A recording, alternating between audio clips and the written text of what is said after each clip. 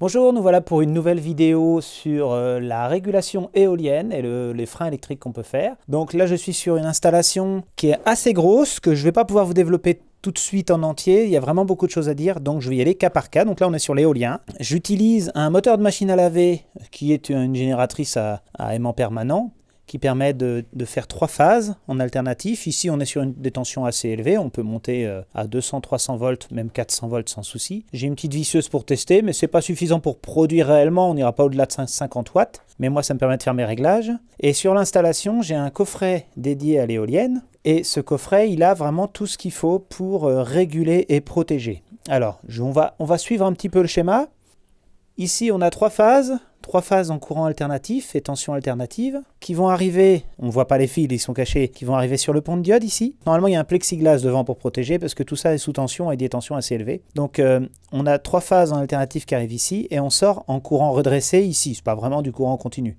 Ça devient du courant continu à partir du moment où il y a un condensateur derrière. Donc, ça sera le cas sur le régulateur là-bas. Donc, ce courant, bon, à chaque fois, c'est protégé par un fusible. Hein. Il y a des disjoncteurs en entrée et fusibles en sortie. Parce que là, on est sur disjoncteurs alternatif et du fusible en courant continu. Moi, je vais mesurer le courant qui sort et la tension pour vous montrer au moment où ça produit. On n'est pas vraiment dans le cadre du test de la génératrice, donc pour l'instant, c'est vraiment pour montrer qu'il y a quelque chose qui se passe. La tension continue, là, qui va être à partir de 120 volts et va permettre de produire de l'électricité, puisque l'éolienne qui va être branchée dessus est en 250. On a un fusible qui protège ce fameux 120 volts et ça va directement au régulateur ici. Alors on est sur un onduleur super watt hybride. Alors j'aime pas trop ces appareils là, mais ils ont un avantage, c'est qu'ils ont un régulateur MPPT intégré qui monte jusqu'à 500 volts. Là on est en 48 volts, donc ça permet de réguler assez bien la production. Ils sont pas très chers, ils fonctionnent assez bien en régulateur, mais pas vraiment très bien en onduleur. Hein. Moi je m'en sers surtout d'onduleurs de secours ou alors faire du low cost pour un certain nombre de clients.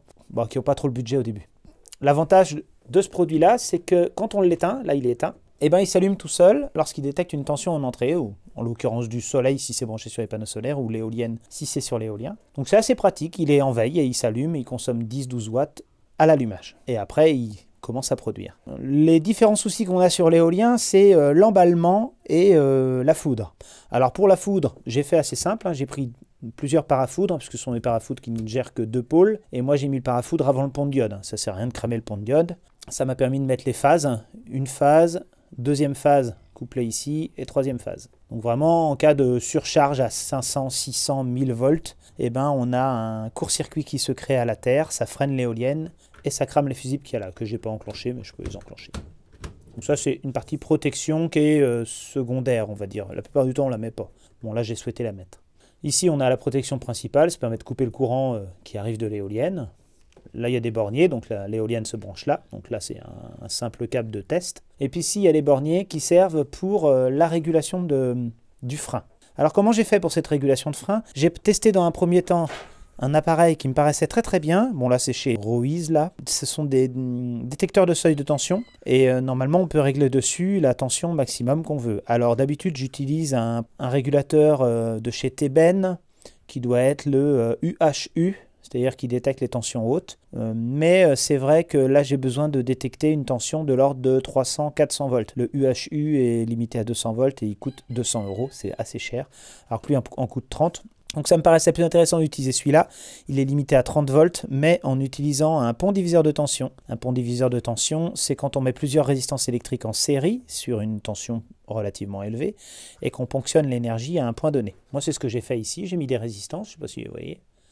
Alors, c'est des résistances de récupération, enfin pas toutes. Je les ai pris sur des radiateurs atlantiques. C'est la résistance qui sert au fil pilote, qui sert à fausser la température. Donc c'est une résistance chauffante qui fait 3 watts. J'ai essayé avec cet appareil-là, mais ça va pas parce qu'au moment de la mise sous tension, il commute une première fois et au seuil de tension réglé, il commute une deuxième fois. Donc en fait, il freine avant, il freine après. Ça me va pas.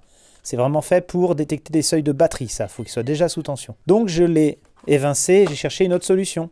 Et bien cette solution, j'ai gardé le pont diviseur de tension avec les résistances, mais j'ai mis directement un petit relais ici. Vous savez, les petits relais, d'habitude on en trouve en 12 volts, mais celui-là c'est un 48 volts. J'ai fait les tests en laboratoire sur plusieurs relais qui m'ont permis de savoir qu'ils s'enclenchaient à 30 volts et ils se déclenchaient à 12 volts. À partir de 30 volts et en dessous de 12 volts. Donc j'ai calibré les résistances pour que à 320, 330 volts à peu près, on puisse commencer à être à 30 volts en entrée. Donc comme lui, il supporte 50 volts, on peut monter encore plus haut s'il y a besoin. Et je l'ai fait actionner un contacteur moteur, un gros contacteur au début, mais ça ne marchait pas comme je voulais. Donc j'ai mis un relais 12 volts qui est alimenté via un abaisseur de tension ici. Donc d'habitude, je rends l'éolienne complètement autonome avec sa propre énergie, mais là on avait des fréquences et des tensions trop variables pour mettre un relais stable. Donc je préfère passer par du 12 volts qui lui est stable. J'ai mis un relais ici pour éviter le déclenchement intempestif parce que ce relais-là, il n'est pas non plus très très franc en enclenchement-déclenchement. Au moment où on atteint la bonne tension de freinage, il faut freiner. Et il ne faut pas freiner une microseconde, il faut freiner un certain temps. Donc j'ai décidé de mettre une minuterie qui est alimentée en 12 volts et qui est déclenchée par ce relais-là. Et je l'ai réglé à une dizaine de secondes pour stabiliser le relais de freinage. Donc c'est pas si compliqué que ça, mais au niveau de la détection de tension, on est sur quelque chose qui est assez low cost et qui est assez facile à faire avec de la récupération, qui est normalement avec des tensions aussi élevées, ça n'arrive jamais, mais ça peut arriver en cas de tempête si le frein mécanique qui est sur l'éolienne ne fonctionne pas, c'est-à-dire la mise en drapeau. Et c'est surtout pour protéger le régulateur derrière qui à 500 volts se détruit. Déjà à 400 volts c'est une tension maximum assez élevée et 500 volts il n'y a plus de régulateur, donc on ne peut même plus espérer de récupérer l'énergie. Pour les autres situations, il y a un frein manuel qui est là, qui est ni plus ni moins qu'un sectionneur. On peut le condamner, on peut mettre un cadenas pour être sûr, qui permet de mettre en court-circuit l'éolienne. Alors on ne l'utilise pas comme frein quand l'éolienne tourne, normalement, puisque un court-circuit c'est assez violent et ça peut faire chauffer les fils. Je préconise de d'abord laisser le frein fonctionner ou d'attendre que l'éolienne soit déjà à l'arrêt via le frein pour mettre en court-circuit. Alors ce frein, qu'est-ce que c'est que ce frein? Eh bien c'est encore de la récup, c'est les fameux radiateurs de tout à l'heure que je vous ai dit, les radiateurs Atlantique. Donc là on a 3 radiateurs 1000 watts sur lesquels il y avait une petite régulation. Et j'ai câblé derrière, j'ai enlevé la régulation électronique et j'ai câblé les résistances en triangle, comme sur une installation triphasée. Et donc ce qui fait qu'elles sont parfaitement adaptées à la production de l'éolienne. Alors la carte électronique des radiateurs, la voici. Hein. Je ne sais pas si vous pouvez reconnaître l'arrière de certains radiateurs électriques. Voilà, avec les réglages. Donc il y a une petite carte électronique de régulation de tension. Et puis ici, dans le trou, il y avait la fameuse résistance qui sert à fausser les mesures. J'ai juste débranché, la carte électronique ne servant à rien pour moi. Et j'ai récupéré le composant qui m'intéressait. Puis je garde la carte en cas où il y a besoin d'autres composants, comme un thermostat par exemple. Et puis voilà, j'ai fait mon système comme ça. Alors on va pouvoir faire quelques tests. Je vais régler l'ampère-mètre. Donc là on est en courant continu. Donc là on est bien à 0. Et puis le voltmètre en courant continu aussi. Voilà, on est en HV, c'est-à-dire qu'on est à 500 volts. Pour enclencher la génératrice, j'ai une visseuse, comme je vous ai dit, que je mets dessus, avec une douille de 17. Donc je ne vais pas vous la montrer, hein, quand elle tourne, elle fait ça. Ça c'est un moteur de machine à laver, comme je disais. Donc j'ai branché mon voltmètre ici. Là, il est à 0. Mon ampère-mètre. J'ai enclenché tous les fusibles. Donc, à un moment donné, on va voir la tension aller suffisamment haut pour que le régulateur là-bas se mette en marche. Donc, on y va. Voilà. C'est mis en marche. Il va détecter la... Voilà, on est à peu près à 200 volts. Il se met en marche et il produit. Voilà. Ça s'est arrêté parce que ma visseuse n'est pas assez forte.